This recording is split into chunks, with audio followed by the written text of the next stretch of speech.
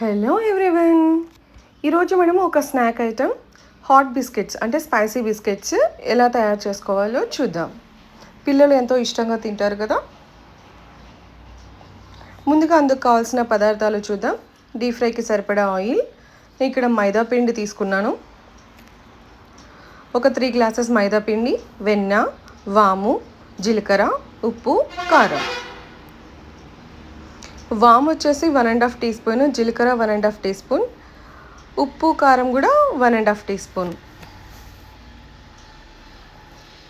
ఇప్పుడు మనము ఒక కడాయి పెట్టుకొని ముందుగా డీప్ ఫ్రైకి ఆయిల్ పోసుకొని వేడి చేసుకుందాం. మనకి ఈ ఆయిల్ వేడెక్కేలోపు మనము పిండి కలుపుకోవచ్చు.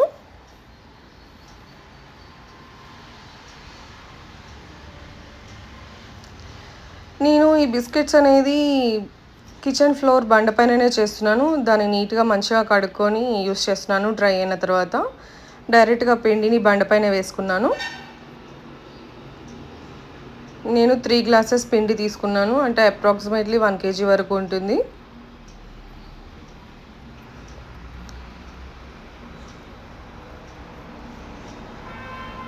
ఇప్పుడు ఇందులో నేను జీలకర్ర, వాముని 2 కలిపి ఇలా కోర్స్గా క్రష్ చేశానండి. మరి మెత్తగా పౌడర్లా కాకుండా ఇలా ఒక కొంచెం దంచుకుంటే సరిపోతుంది, లేదంటే మిక్సీలో ఒక తిప్పుకుంటే సరిపోతుంది. నేను రోట్లో వేసి కొంచెం క్రష్ చేశాను. రుచికి సరిపడా ఉప్పు 1.5 టీ స్పూన్ పడుతుంది. అలానే 1.5 టీ స్పూన్ కారం వేస్తున్నాను. కారం మరీ స్పైసీగా కావాలంటే వేసుకోవచ్చు. ఇందులో మనకి వాము కూడా కొంచెం ఘాటుతనం ఇస్తుంది కాబట్టి కొంచెం తగ్గించుకున్నా పర్వాలేదు. నేను వెన్నని 2 టేబుల్ స్పూన్స్ వేస్తున్నానండి. మనకి వెన్న క్వాంటిటీ కొంచెం ఎక్కువగా ఉందంటే మన బిస్కెట్స్ చాలా సాఫ్ట్గా వస్తాయి, ప్లస్ క్రిస్పీగాను టేస్టీగాను ఉంటాయి. నేను కొంచెం ఎక్కువే వాడుతున్నాను, కావాలంటే తగ్గించుకోవచ్చు మీరు. ఇప్పుడు ఇదంతా కూడా మనకి పిండికి బాగా కలిసేలాగా మిక్స్ చేసుకోవాలి. ఒకసారి మనం వేసుకున్న స్పైసెస్ అవన్నీ వెన్న కూడా పిండి మొత్తానికి ఈవెన్గా కలవాలండి. అందుకే మొత్తం పిండిని ఒకసారి బాగా మిక్స్ చేసుకుందాం.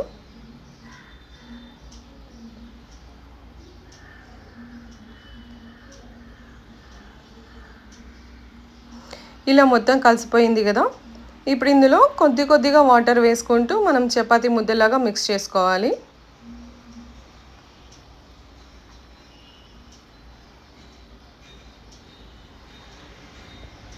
ఒకేసారి మొత్తం నీళ్ళు పోయకుండా కొంచెంగా పోసుకోవాలండి.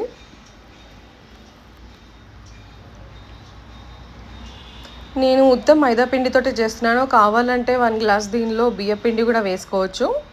అలా వేసుకున్నా కూడా క్రిస్పీగానే ఉంటాయి.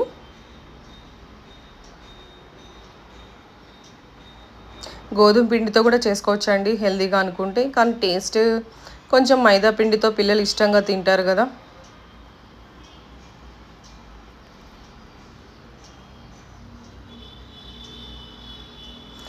ఇలా ముద్దలా వచ్చేంత వరకు బాగా మంచిగా కలుపుకోవాలి. మనకి పిండి అనేది ఎంత ఎక్కువసేపు కలిపితే మనకి పిండి స్ట్రక్చర్ అనేది చాలా సాఫ్ట్గా వస్తుంది.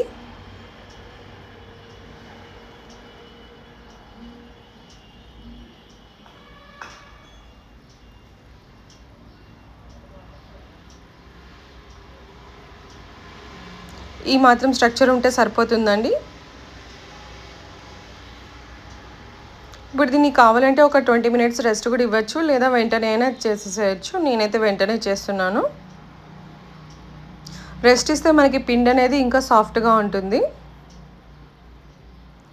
ఇలా ఒక పెద్ద చపాతీ ముద్దలాగా తీసుకొని, అంటే చిన్న చపాతీలాగా చేసుకోవచ్చు. కొంచెం పెద్దగా చేసుకుంటే మనకి ఫాస్ట్గా అయిపోతుంది, చేసేదానికి ఈజీగా ఉంటుంది, పని కూడా ఫాస్ట్గా అయిపోతుంది.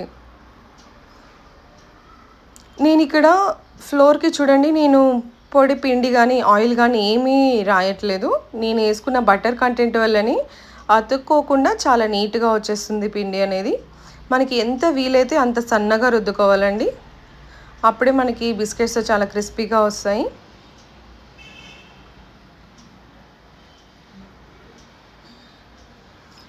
ఇప్పుడు నేను వీటిని ఒక చిన్న స్మాల్ స్ట్రిప్స్ లాగా కట్ చేస్తున్నాను. మీకు ఇష్టం వచ్చిన షేప్లో కట్ చేసుకోవచ్చు. స్క్వేర్స్ కానీ, రెక్టాంగిల్స్ కానీ, డైమండ్ షేప్లో కానీ, రౌండ్ సర్కిల్ లాగా కానీ, ఎలా కావాలంటే అలా ఎవరికి నచ్చిన షేప్లో వాళ్ళు కట్ చేసుకోవచ్చు. ముందుగా ఇలా సన్నగా పొడుగ్గా కట్ చేస్తున్నాను, తర్వాత అడ్డంగా కట్ చేస్తాను.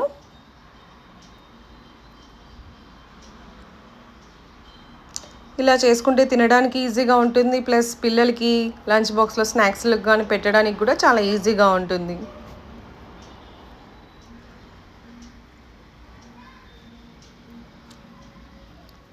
ఇప్పుడు వీటిని మనము ఒక్కొక్కటిగా తీసుకొని ప్లేట్లో వేసుకుందాము. ఇలా ప్లేట్లో వేసుకొని డైరెక్ట్గా ఆయిల్లో వేసుకోవచ్చు, లేదా ఫ్లోర్ పైన నుంచే తీసి ఆయిల్లో కూడా వేసుకోవచ్చు. అలా వేసేటప్పుడు మనకి ఆయిల్ స్పిల్ అవుతుంది కాబట్టి ప్లేట్లో వేసుకుందాం.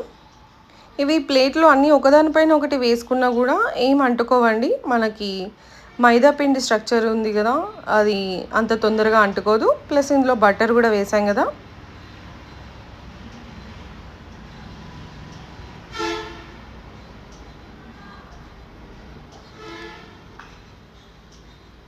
ఇలా మొత్తం ప్లేట్లోకి తీసి పెట్టుకోవాలి.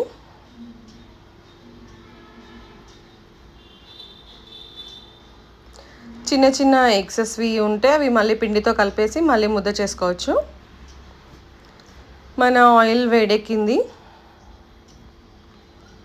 ఇప్పుడు మనం ప్లేట్లో తీసి పెట్టుకున్నవి నేను ఇలా ఒకేసారి వేసేస్తున్నానండి. మనకి ఆయిల్లో వేగినప్పుడు అవి విడిగా వచ్చేస్తాయి, అవి ఏం అంటుకొని పోవండి.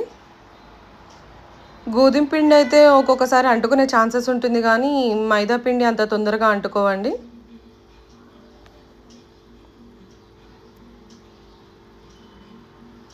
చూసారు కదా, మనకి ఆయిల్లో వేయంగానే అవి ఎలా విడిపోతున్నాయో,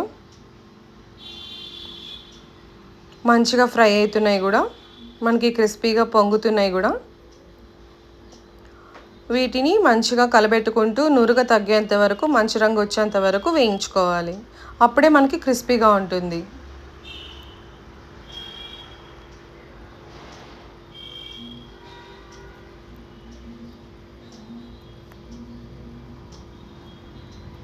ఇప్పుడు చూడండి, నురుగంతా తగ్గిపోయింది, మన బిస్కెట్స్ కూడా మంచిగా ఫ్రై అయిపోయినాయి.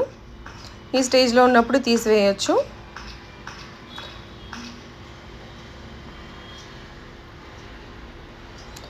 అంతే అండి, ఇలా తీసి పక్కన పెట్టుకుందాం. ఇలా మిగిలిన పిండి అంతా కూడా మనకి నచ్చిన షేప్లో చేసుకొని ఫ్రై చేసుకోవాలి.